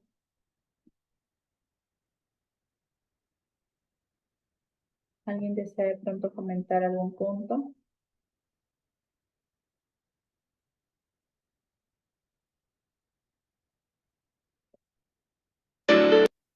Bien, entonces hemos visto que la presión arterial también es muy importante, ¿no? Para evitar o identificar alguna situación de riesgo que pudiera darse en la gestante. Ahí tenemos la presión arterial, que es presión arterial sistólica sobre la presión arterial diastólica. La gestante tiene que estar sentada en reposo por lo menos 5 minutos y tomarle en el brazo derecho, ¿no? La presión arterial. Entonces es importante la ubicación de cómo debería estar la gestante sentada, su brazo sostenido no en el aire como está en la imagen de abajo, ¿no? Sino su brazo realmente sostenido sobre una superficie y que su brazo esté a la altura del corazón. Vamos identificando que esta presión arterial nos va a permitir identificar, por ejemplo, esto no estaría bien, ¿correcto? ¿Por qué? Porque tenemos a la paciente que está con su brazo ahí al aire, ¿no? Y eso no es adecuado, debería estar su brazo en reposo. También la presión arterial media es importante que la conozcan. Ustedes van a escuchar hablar de la presión arterial media siempre, para varias patologías, cuando hay también disminución de la perfusión sanguínea, tisular. La presión arterial media nos define mucho cómo está la situación del corazón. Así que para hallarla es presión arterial sistólica menos la presión arterial diastólica entre 3 más la presión arterial diastólica. ¿Ok? Bueno, ahí tenemos también, ¿no? Que existen varios pasos para poder realizar y también tenemos los ruidos. Los ruidos de Korokov que nos permiten identificar hasta 5 fases, ¿no? Al momento de tomar la presión arterial. Miren cómo está el brazalete del paciente.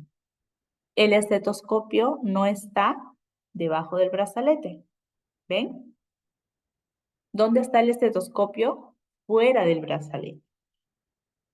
Entonces yo he identificado a muchos de las colegas que toman la presión y el estetoscopio lo colocan, mejor dicho, la campana lo colocan debajo, ¿no? Campana, diafragma debajo del brazalete. Y no debería ser así. Y recuerden que cuando se va a tomar la presión se va a escuchar una primera fase, ¿no? Donde se realiza el desinflado del manguito, desaparece el ruido, hay como un ruido sordo que nos indica la presión arterial sistólica. La segunda es el ruido se pierde intensidad, poco a poco vamos pasando la segunda, tercera, el cuarto el ruido se va apagando y la quinta desaparece el ruido y eso se indica la presión diastólica. Entonces la sístole y la diástole.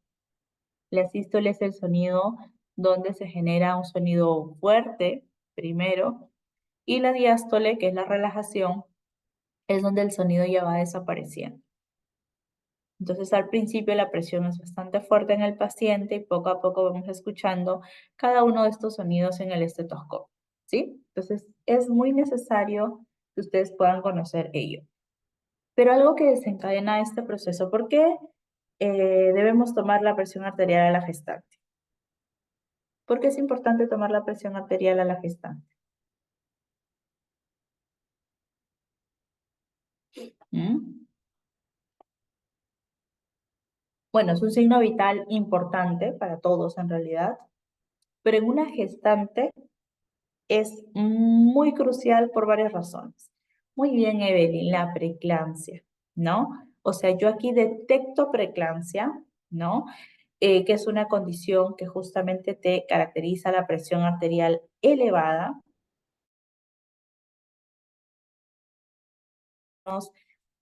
Esta preeclampsia restringe el crecimiento fetal, no permite que el bebé vaya creciendo y en caso severo se llega a la eclampsia, ya que incluye convulsiones en el paciente. Entonces, si se detecta a tiempo la preeclampsia, con una intervención adecuada, se saca al bebé antes de tiempo y la paciente ya no va a generar una eclampsia. Entonces, hay que controlar la hipertensión gestacional, ¿no? Porque, claro, algunas mujeres lo desarrollan en el embarazo y puede llevar a muchas complicaciones. Entonces, el monitoreo tiene que ser de cerca. Y adicional hay que evaluar también por ello la evaluación del bienestar fetal. La presión arterial alta también afecta, ¿qué cosa? El flujo sanguíneo al feto. Y eso puede llevar a que el feto no crezca adecuadamente y por eso hay un lento crecimiento intrauterino. Y un control regular pues ayuda a ver si el bebé está recibiendo suficiente oxígeno y nutrientes. Si no, imagines un bebé que puede tener complicaciones, retardo en el crecimiento intrauterino, un bebé prematuro, un bebé que además puede tener malformaciones y muchas otras cosas. Si no le llega si no le llega oxígeno al cerebro, ¿qué puede pasar? Problemas neurológicos, ¿verdad? Entonces hay que prevenir esas complicaciones del parto. Aumenta esas complicaciones y lamentablemente esto puede generar un problema en el paciente. Entonces hay que monitorear muy bien las condiciones que se tienen en la mujer en edades tempranas. Bien, vamos a ver un videito claro de lo que es la preeclampsia para que ustedes lo tengan clarísimo, ¿no? Lo que nos dice el especialista.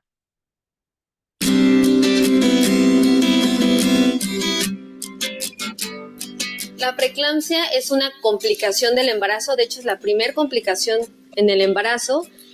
Básicamente es cuando la presión arterial aumenta. Generalmente es a partir de la semana 20. Es una complicación en la cual hay una mala placentación que hace que se liberen diferentes factores angiogénicos y eso altera el endotelio vascular y hace que se suba la presión y es muy grave tanto para la mamá como para el bebé. El simple hecho de estar embarazada pues es el principal factor de riesgo. Cuando la mujer es primigesta, es decir, que es su primer embarazo, también se considera un factor de riesgo.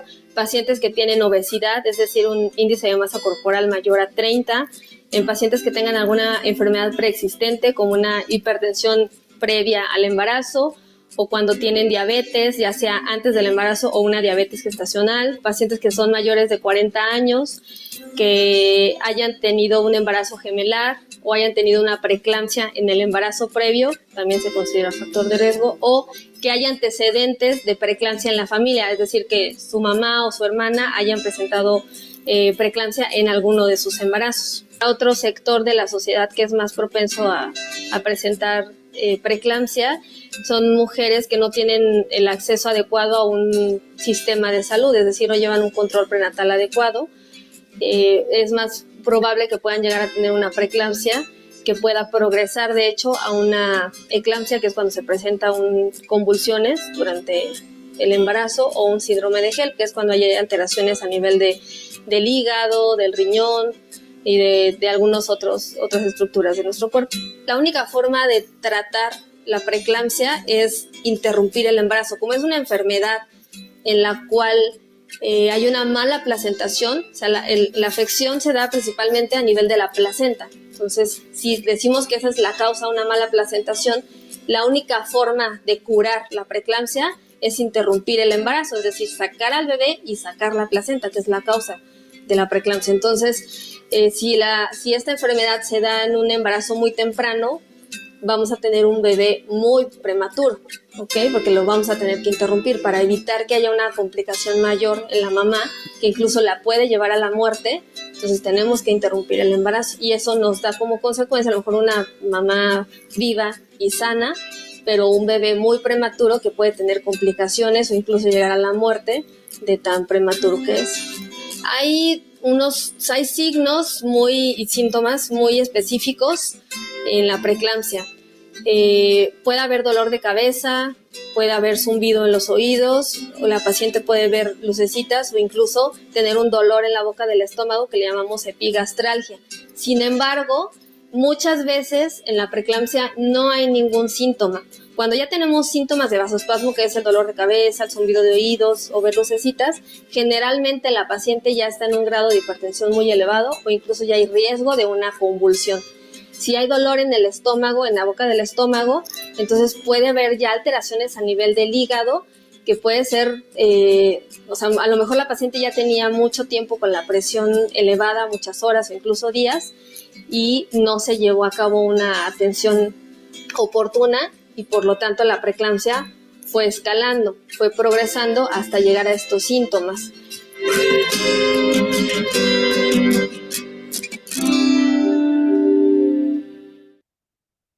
Muy bien, hemos hablado entonces de la preeclampsia como complicación muy común, ¿no?, en una gestante. La medición de la hemoglobina también es otro punto necesario. Sabemos pues que la gestante está constantemente aportando nutrientes al bebé y esto genera que también la hemoglobina disminuya.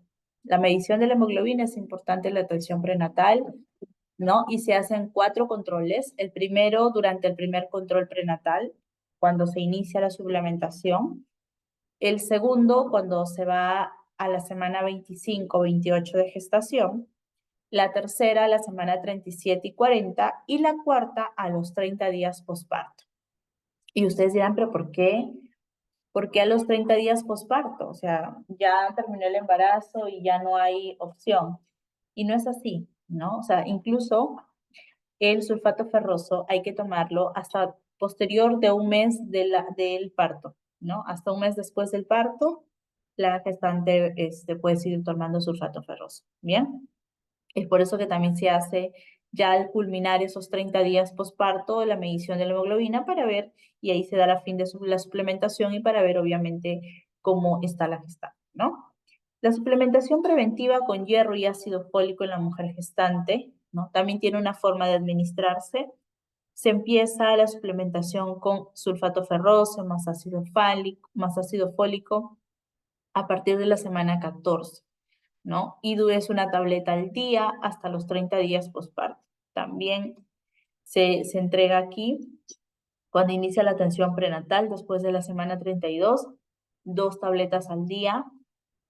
Y si son puérperas, 1 tableta al día hasta los 30 días posparto, ¿no? Entonces un poco para que conozcan. Ahora, si adicional a eso, también tenemos aquí algunos rangos de referencia para el diagnóstico de anemia en gestantes o puérperas.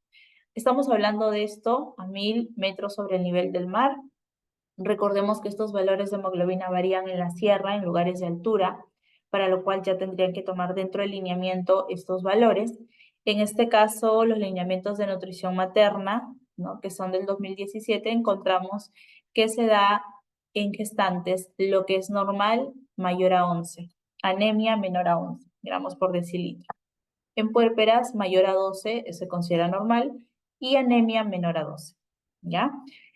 La anemia leve tiene una administración de tratamiento adecuado y obviamente también se da sulfato ferroso más ácido fólico o hierro polimaltosado más ácido fólico. La duración del tratamiento de anemia es de 6 meses. Cada 4 semanas hasta que la hemoglobina alcance sus valores se realiza un control hasta que alcance un valor por lo menos de 11, ¿no? Y hay que también estar tratando la anemia. Bueno, aquí están la cantidad de miligramos, tanto de hierro como del ácido fólico, o sea, son 2 tabletas diarias del ácido fólico. Y la anemia severa ya se trata como anemia severa y se refiere a un establecimiento de mayor complejidad. Cuando hay anemia severa de pronto puede haber un problema hematológico o ginecológico, hay que buscar la causa, o de pronto alguna transfusión, ¿no?, de hierro al paciente. Administración endovenoso de hierro, ya no necesitamos solo pastillas, ¿no?, para ayudar, sino que ya son otras actividades que lo realizan a nivel del médico. Entonces, recordemos que para que todo esto funcione, no necesite la gestante un tratamiento para la anemia, es necesario controlar el peso. El peso, cuando se va a tomar a la gestante, es importante que la paciente venga con una ropa muy similar a, ¿no?, a la que está en la imagen, muy suelta, sacar mantas, sombreros, no descontar peso de prendas, no sacar zapatos y con todo medirse, ¿ya? Y el peso que se coloque es el peso real del paciente. Y las recomendaciones de ganancia de peso que hay que tomar en cuenta, ¿no? Ustedes saben que hasta el tercer trimestre de embarazo hay que subir una cantidad de kilos por toda la gestación. Entonces, lo cierto es que lo normal es que pueda subir de 11.5 a 16 kilos. Eso es lo normal que se debe subir, ¿no? En el primer trimestre 1.6, en el segundo y tercero ya vamos subiendo 0.4 por kilogramo de peso, estamos hablando, ¿no? En total, 11.5 a 16, estamos hablando de normal. ¿Cuándo es obeso? Cuando está 7 a 11.5, ¿no? Y cuando es obesa, cuando es 7 kilos por lo menos que haya subido en la gestación. Y cuando estamos hablando de bajo peso, 12.5 a 18 kilos. ¿Bien?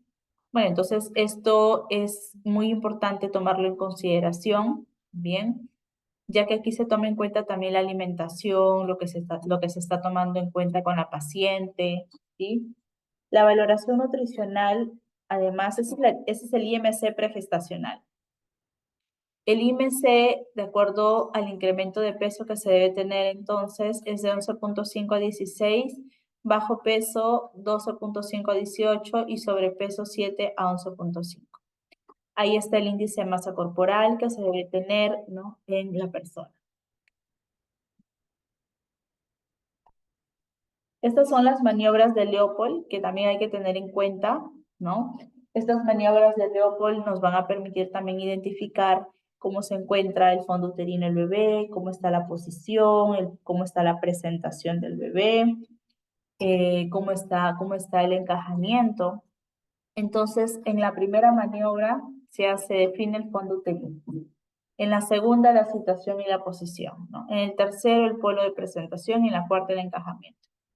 Los signos de alerta a las 37 semanas es cuando vemos que está podálico, está transverso, distóxico de presentación y tiene una presentación flotante en primigestas.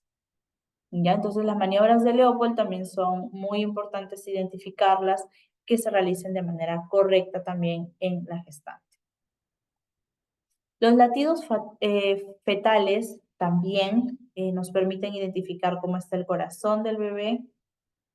Vemos la ubicación de los latidos fetales, eso también nos ayuda a determinar cuál es la presentación del niño. Bueno, el mejor foco de ocultación es en el hombro anterior del feto y los valores normales se considera de 120 a 160 latidos por minuto. ¿Qué signos de alerta pudieran darse? Latidos cardíacos fetales mayores a 160 o menores a 120. ¿Cuánto tiempo debe controlarse el latido fetal? Bueno, por lo menos hay que estar ahí 1 minuto y estar observando cómo se encuentra el latido fetal en él, ¿no? Y en cada atención es importante hacer este proceso. El cálculo ponderado fetal en gestantes. También es muy importante, aquí también se conoce como cómo va a ser como la estimación del peso fetal. Es una evaluación que ayuda a poder ver cómo está creciendo y cómo se está desarrollando el feto. Entonces, este cálculo también se realiza con las ecografías, obviamente, para detectar también si hay posibles problemas con el crecimiento fetal. Imagínense que no está creciendo, entonces podemos estar pensando en una situación distinta o también en una preeclampsia, que decíamos que genera una disminución del peso o de la disminución del crecimiento intrauterino. Y tomar decisiones, ¿no? Sobre el método del parto, sobre qué es lo que se va a hacer. Entonces, aquí se evalúa básicamente con esto que está aquí el crecimiento fetal, ¿no? Como tal, determina si está creciendo de manera adecuada para su edad gestacional o está muy bajo peso. También se ve si es que está creciendo a nivel intrauterino, si hay restricción del crecimiento, ¿no? Que también permite identificar algunas estrategias para ayudar al bebé. O si de pronto el bebé está con una macrosomía fetal, el bebé es demasiado grande, también complica en el parto, ¿no? O sea, ni muy grande, ni tampoco muy bajo peso. O sea, nada en los extremos es bueno. Entonces, se planifica el parto en base a todos estos datos de qué es lo que se va a hacer, ¿no? Y para ello es que existen estos métodos de estimación fetal. Por ejemplo, esto es una tablita, ¿no? Que ya viene la gestante nada más, viene la obstetra nada más, y de acuerdo al peso y todo, y va viendo cómo está. Pero existen, ¿no es cierto?, que existen fórmulas, ¿no? Que también aplican a nivel de médicos obstetras, fórmula de Galdó, y varias otras fórmulas que ayudan a calcular, obviamente, estas mediciones. Y la ecografía, que también ya a nivel, pues, de máquina y a nivel tecnológico, también te hace estas mediciones ecográficas rápidas y te permite saber cuánto está el bebé, ¿no? Cuánto de peso está el bebé y una precisión más exacta. También hay que estar observando edemas. El edema es fisiológico en 1/3 inferior de las piernas. Pero cuando esto va ascendiendo y vamos viendo que esto se está haciendo cada vez más complejo, ahí sí vamos identificando que algo no está bien. Entonces, los edemas podemos clasificarlos por cruces. 1 cruz, 2 cruces, 3 cruces, hasta 4 cruces, que es el último. Cuando vemos una cruz, miembros inferiores, están edematizados. ¿Cómo me doy cuenta que está edematizado? Hago mi prueba, ¿no? Hago mi prueba de edema para ver si realmente no llega a su posición normal en menos de 2 segundos. La cruz 2, cuando llega hasta el abdomen inferior y manos. Edema 3, 3 puntos, 3 aspas o 3 sumas hasta la cara. El paciente ya hasta la cara está edematizado. Y las 4, cuando ya está anasarca, presenta citis, y esto, imagínense, se hace muy complejo.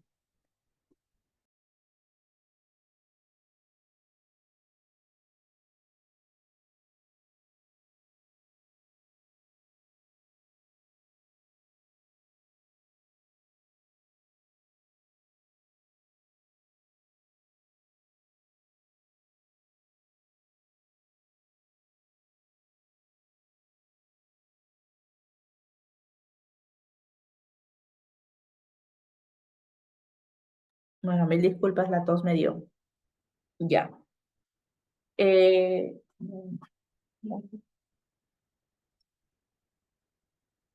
Los reflejos también nos permiten identificar, ¿no? Estos reflejos también se van evaluando con los diferentes exámenes. Se va viendo también si hay arreflexia, hiporreflexia, si está normal, aumentado o clonus. Entonces también se va identificando en la mamita para ver el tema de posible diabetes, qué puede estar sucediendo, o sea, sí o sí, signos de alarma, ¿ya? Todas estas complicaciones, si es que no se tienen en cuenta, podemos dejar pasar, pero no. Esto nos ayuda a ver qué enfermedades subyacentes pueden haber, ¿no? De repente puede haber un problema a nivel neurológico de la mamá, ¿no? O un síndrome Guillain-Barré. Ha sucedido en las gestantes, ¿ah? Que la gestante se contagie de un síndrome Guillain-Barré en el embarazo es letal para el bebé, porque genera malformaciones. Entonces, un síndrome de Guillain-Barré puede generarte esta lesión del sistema nervioso, por ejemplo, ¿no? O cualquier otra lesión de pronto degenerativa o hereditaria o el mismo hipotiroidismo, trastornos metabólicos, ¿no? O algunos factores que pueden estar ahí presentes. Así que por eso es que se hace un buen examen físico. Los análisis de laboratorio también van a ser una situación importante de identificación. Se tienen que identificar signos de alerta, ¿no? El tema de la glicemia. Mayor a 100 miligramos por decilitro y la glicemia tiene que estar mayor a 94 de 24 a 28 semanas. ¿Ok? Pero sí es importante estar identificando cuáles serían mis signos de alerta y, por ejemplo, un urocultivo positivo. ¿Qué significa un urocultivo positivo en la gestante? Fácil, ¿no? Ya la gestante se ha detectado una presencia de, el urocultivo solo detecta bacterias.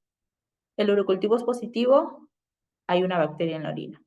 ¿Y esta bacteria qué genera? Muy bien, infección. Infección del tracto urinario, ¿no? Una ITU.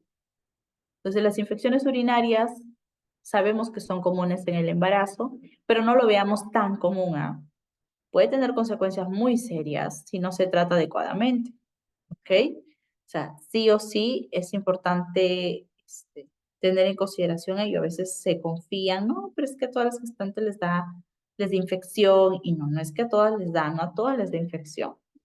Entonces, hay que manejar muy bien y hay que ver, ¿no? De pronto puede ser asintomática o sintomática, lo cierto es que la bacteria está ahí, ¿no? Y es importante, porque si no se trata, progresa de una infección asintomática a una asintomática, o incluso puede traer complicaciones. También puede tener cistitis, que es como la infección a la vejiga, ¿no? Y también tiene síntomas ahí muy incómodos, como frecuencia al orinar, dolor, molestias en la parte baja del abdomen, ¿no? Incluso puede llegar ya a una complicación ya mayor, una pielonefritis, que es una infección al riñón, ¿no? Que causa síntomas graves, obviamente, escalofrío, fiebre, dolor, ¿no? Náuseas, vómitos, es una complicación muy grave. Entonces hay que evidenciar que si una gestante no se trata su ITU, y eso hay que incentivar a las mamás, ¿no? Tiene que hacerse su recultivo, su papá Nicolau y todo para ver por los riesgos que puede, porque imagínense, una pielonefritis es una hospitalización en la paciente. Un parto prematuro también, ¿no? Incluso la mujer que tiene infecciones estando gestando, estando embarazada, genera partos prematuros, ¿no? Se asocia mucho a este riesgo de partos prematuros o niños con bajo peso al nacer o complicaciones obstétricas, ¿no? Preeclampsia, eclampsia. Y bueno, la infección, ustedes saben que puede estar en el momento en el riñón, pero una infección es una infección, así que esta puede viajar a todo el cuerpo y causar una sepsis. ¿Bien? Bueno, el reactivo para sífilis, VIH, el examen de orina para ver los nitritos, ¿bien? Para ver básicamente ellos si hay algún tipo de infección. Y también la hemoglobina, ¿no? Que también tiene que estar adecuada. La parte odontológica, no nos olvidemos, también es importante ver una gingivitis o una caries, bien que se va desarrollando en ese momento. También es necesario, ¿no? Que se evalúe, que se vaya viendo cómo está la gestante. Y siempre, por lo menos, en toda la gestación debe tener 2 visitas al odontólogo, por lo menos. Y eso que son pocas, ¿no? ¿Ok?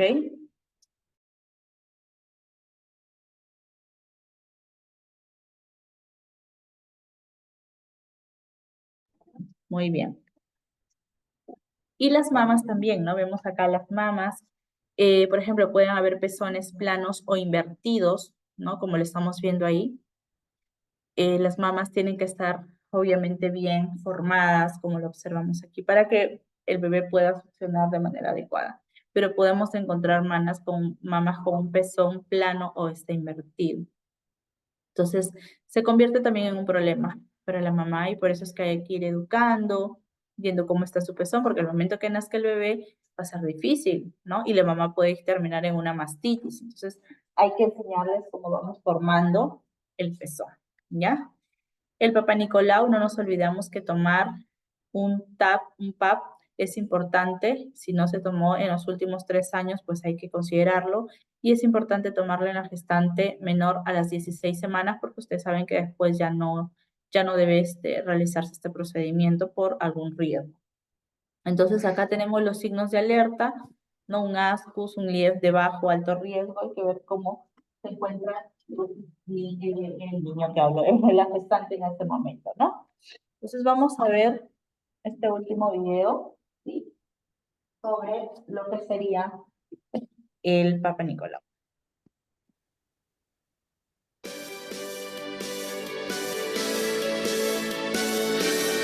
Deposite la muestra en el portaobjetos. Ahora veremos más de cerca. Apoye la espátula de aire y rote en 360 grados, abarcando toda la zona de transformación.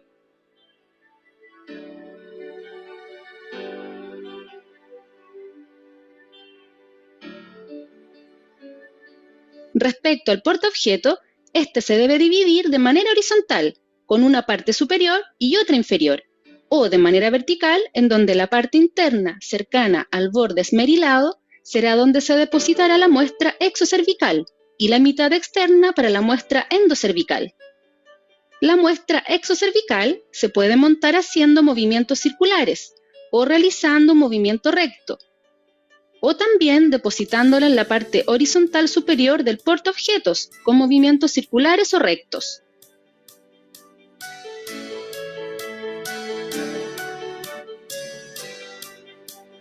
Elimine espátula de aire.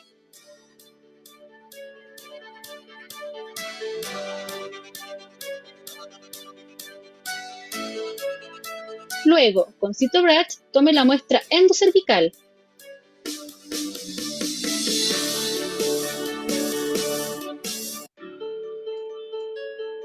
En un giro de 360 grados a favor de las manecillas del reloj.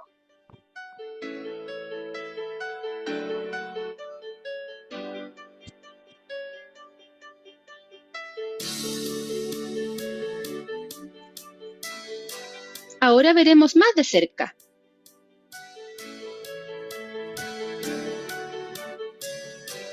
Introduzca el Cytobratch y rote en 360 grados para obtener toda la muestra necesaria.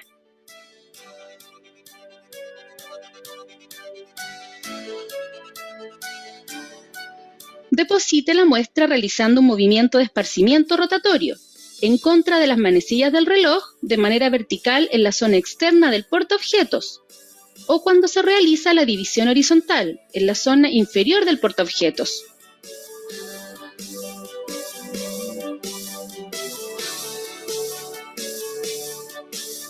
Elimine Cytobratch. Retírese el guante de la mano más diestra para tomar el citofijador. La mano menos diestra continúa con guante y tomará el portaobjeto. A una distancia de 15 a 20 centímetros, aplique el fijador.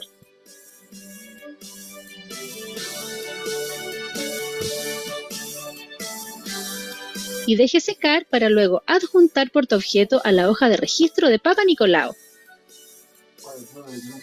Sí, el mismo.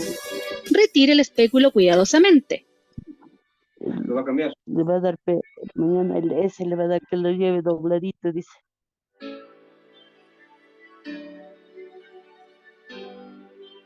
Solicita al usuario que baje de la camilla y se vista. Elimine espéculo en tacho correspondiente. Retire el guante de procedimiento restante. Realice lavado clínico de manos.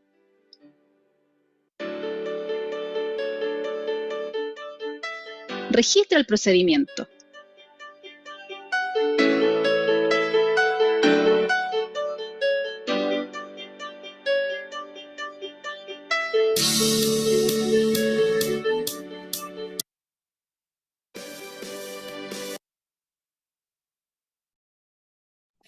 Muy bien.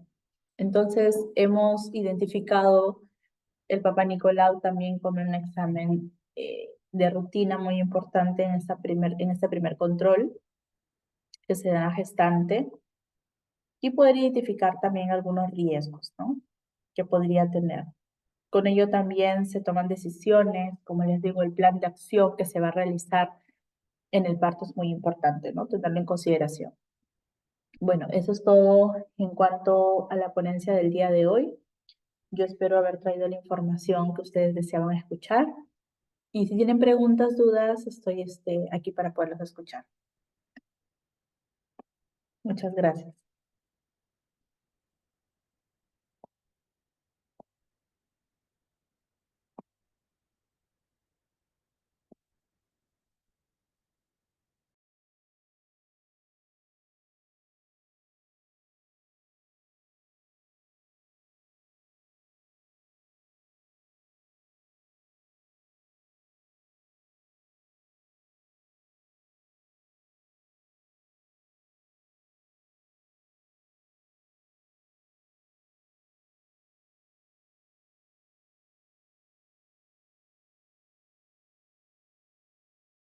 Muchas gracias, Verónica.